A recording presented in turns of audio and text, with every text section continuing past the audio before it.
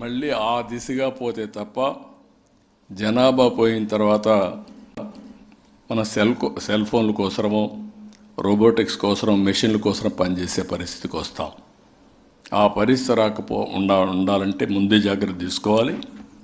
ఇప్పుడు మనం చూస్తే జీవిత కాలంలో ఒక కపుల్ భార్యాభర్త 2.1కి జన్మనివ్వాలి.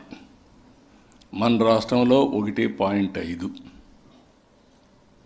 కొన్ని దేశాల్లో ఇంకా తగ్గిపోయింది.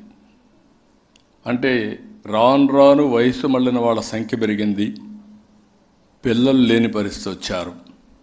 దీనివల్ల ఆ దేశాల యొక్క భవిష్యత్తే ప్రశ్నార్థకంగా తయారయ్యే పరిస్థితి వచ్చింది.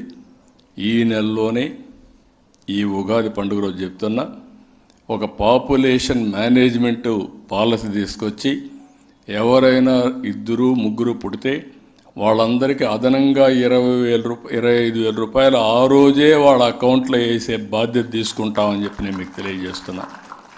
ఇంకొక పక్కన కూడా ఒకటి ఆలోచించాం. పిల్లల్ని పెంచడం ఒక భార్య యొక్క బాధ్యత కాదు, భార్య భర్త సమిష్టి బాధ్యత. ఇంకా పెద్దలు కూడా ఉన్నారు, గ్రాండ్ పేరెంట్స్. వాళ్ళు కూడా బాధ్యత తీసుకొని అవసరమైతే వాళ్ళకు కూడా మనం చెప్పగలిగితే, నేర్పించగలిగితే ఇవన్నీ అవుతాయి.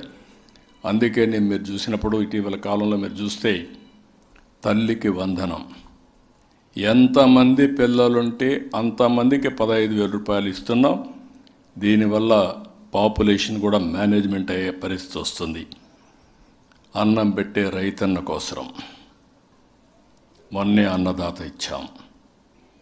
ఆడబిడ్డల సాధికారత కోసరం ఏదైతే స్త్రీశక్తి తీసుకొచ్చి నాకెంతో ఆనందం. ఈరోజు ఆడబిడ్డలు బ్రహ్మాండంగా ఎవ్వరి దయాదాశాలు అవసరం